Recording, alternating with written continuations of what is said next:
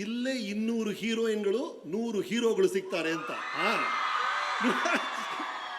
ತಮ್ಮೆಲ್ರಿಗೂ ನವರಾತ್ರಿ ಹಬ್ಬದ ಶುಭಾಶಯಗಳು.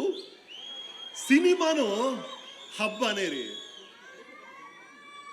ಅದು ನವರಾತ್ರಿಗಳ ಹಬ್ಬ, ಇದು ನವರಸಗಳ ಹಬ್ಬ. 100 ವರ್ಷದ ಹಿಂದೆ ಯಾರೋ ಪುಣ್ಯಾತ್ಮನಿಗೆ ಒಂದು ಐಡಿಯಾ ಬಂತು. ನಮ್ಮನ್ನೆಲ್ಲ ಒಂದು ಕಪ್ಪು ಕೋಣೆ ಒಳಗೆ ಕೂರಿಸಿ ಅಲ್ಲೊಂದು ರಾತ್ರಿಯನ್ನ ಸೃಷ್ಟಿ ಮಾಡಿ ನಮ್ಮ ನವರಸಗಳ ಜೊತೆ ಆಟ ಆಡಿದ್ರೆ ನಮ್ಮನ್ನ ಹಿಡಿದು ಬಿಡ್ಬೋದು ಅಂತ. ಆ ಸಿನಿಮಾ ಹಿಡಿತದಲ್ಲಿ 1 ಶತಮಾನ ಕಳೆದಿದೆ. That is the magic of cinema. ನಾನು ಯೋಚನೆ ಮಾಡ್ತಿದ್ದೆ, ಈ ನವರಾತ್ರಿ ಮತ್ತು ಸಿನಿಮಾಗೆ ಎಷ್ಟು ಹೋಲಿಕೆಗಳಿದೆ ಅಂತ. ನವರಾತ್ರಿ ಅಂದ ತಕ್ಷಣ ಮೊದಲು ಬರೋದೇನು? ಅದು ಒಂದು ಆನೆಗಳ ಮೆರವಣಿಗೆ. ಸಿನಿಮಾ ಆಸೆಗಳ ಮೆರವಣಿಗೆ. ಒಂದು ಹೀರೋಯಿನ್ ಆಸೆನೇ ಲವ್ ಸ್ಟೋರಿ. ಒಂದು ಹೀರೋಗೆ ಸೇಡಿನ ಆಸೆ ಆಕ್ಷನ್ ಸ್ಟೋರಿ ಆಗುತ್ತೆ. ಒಂದು ಟೀಮಿಗೆ ಗೆಲುವಿನ ಮೇಲೆ ಆಸೆ ಒಂದು ಸ್ಪೋರ್ಟ್ಸ್ ಫಿಲ್ಮ್ ಆಗುತ್ತೆ. ಆಸೆಗಳ ಮೆರವಣಿಗೆನೇ ಸಿನಿಮಾ. ನವರಾತ್ರಿಯಲ್ಲಿ ಮೈಸೂರು ದಸರಾ ಅಂದ್ರೆ ಫಸ್ಟ್ ಟೈಮ್ ಬರೋದೇನು? ಈ ಮೈಸೂರು ಪ್ಯಾಲೇಸ್ಸು, ಆ ಲಕ್ಷ ಲಕ್ಷ ದೀಪಗಳು, ಆ ದೃಶ್ಯದ ದೀಪಾವಳಿ ಅಲ್ವಾ? ಸಿನಿಮಾನು ಅಷ್ಟೇ ಸರ್. ಏನಿದು 1 ಇಂಚ್ ಅಗಲ ಇದೆ ನಿಮ್ಮ ಕಣ್ಣು. ಈ 1 ಇಂಚ್ ಅಗಲ ಕಣ್ಣಲ್ಲಿ 882 ಅಡಿ ಟೈಟಾನಿಕ್ ಮುಳುಗಿದ್ದನ್ನ ನೋಡಿದ್ರಲ್ಲ, ತೋರಿಸಿದ್ ಯಾವುದು? ಸಿನಿಮಾ. 1 ಇಂಚ್ ಕೂಡ ಹೈಟ್ ಇಲ್ಲ. ಈ ಕಣ್ಣಲ್ಲಿ 70 ಅಡಿ ಇರುವಂತ ಡೈನೋಸರ್ನ ನೋಡಿದ್ರಲ್ಲ, ತೋರಿಸಿದ್ ಯಾವುದು? ಸಿನಿಮಾ.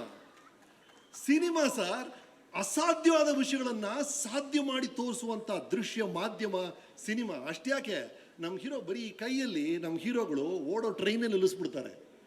ಅದು ಸಿನಿಮಾ. ದೃಶ್ಯದ ಮೂಲಕ, ಎಡಿಟಿಂಗ್ ಮೂಲಕ, ಸೌಂಡ್ ಮೂಲಕ ಒಂದು ಅದ್ಭುತವನ್ನ ಕ್ರಿಯೇಟ್ ಮಾಡುತ್ತಲ್ಲ, ಅದು ಸಿನಿಮಾ.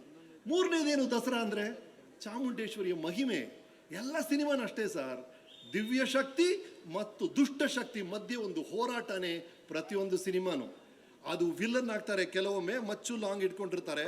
ಕೆಲವೊಮ್ಮೆ ನಿಮ್ಮೊಳಗೆ ಇರುತ್ತಲ್ಲ ವಿಲ್ಲನ್ನು. ನಿಮ್ಮಲ್ಲಿರೋ ಅಸೂಯೆ, ನಿಮ್ಮಲ್ಲಿರೋ ಅನುಮಾನ, ನಿಮ್ಮಲ್ಲಿರುವ ದ್ವೇಷ, ಅದನ್ನ ಹೇಗೆ ನೀವು ಪಾರಾಗ್ತೀರಿ ಅಂತ ಸಿನಿಮಾ ತೋರಿಸುತ್ತೆ.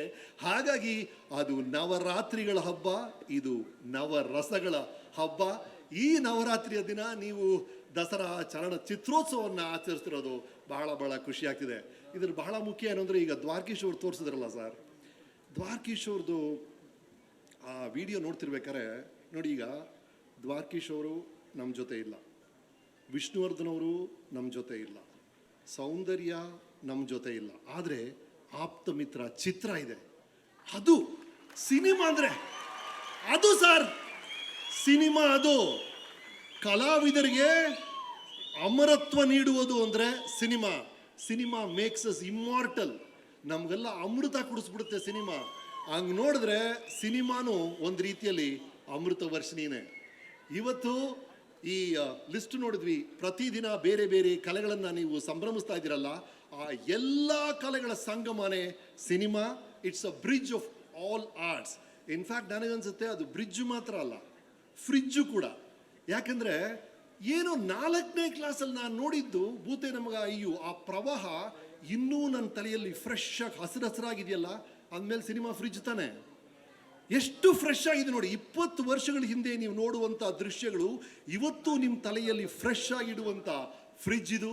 ಈ ಫ್ರಿಡ್ಜಲ್ಲಿರುವಂಥ ಅದ್ಭುತವಾದಂಥ ಕೆಲವು ಚಿತ್ರಗಳನ್ನು ನಿಮ್ಮ ದಸರಾ ಚಲನಚಿತ್ರೋತ್ಸವದಲ್ಲಿ ಓಲ್ಡ್ ಇಸ್ ಗೋಲ್ಡ್ ಅಂತ ತೋರಿಸ್ತಾರೆ. ನಂತರ ಈಗ ಪ್ರಸ್ತುತ ಸುದ್ದಿ ಮಾಡ್ತಿರುವಂಥ ನಿರ್ದೇಶಕರು, ಅವರ ಚಿತ್ರಗಳನ್ನು ಕೆಲವುದು ಆ ಲಿಸ್ಟಲ್ಲಿದೆ.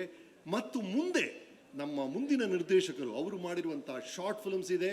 ಹೀಗಾಗಿ ಹಿಂದಿನ ಶಕ್ತಿಗಳನ್ನು ಸ್ಮರಿಸ್ಕೊಳ್ತೀವಿ, ಇಂದಿನ ಶಕ್ತಿಗಳನ್ನು ಗೌರವಿಸ್ತೀವಿ, ಮುಂದಿನ ಶಕ್ತಿಗಳ ಬಗ್ಗೆ ಎದುರು ನೋಡ್ತಾ ಇದ್ದೀವಿ. ಅದೇ ದಸರಾ ಚಲನಚಿತ್ರೋತ್ಸವ ಆಗುತ್ತೆ.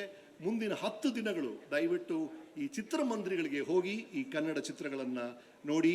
ತಮ್ಮೆಲ್ಲರಿಗೂ ಮತ್ತೊಮ್ಮೆ ದಸರಾ ಹಬ್ಬದ ಶುಭಾಶಯಗಳು. ಧನ್ಯವಾದಗಳು.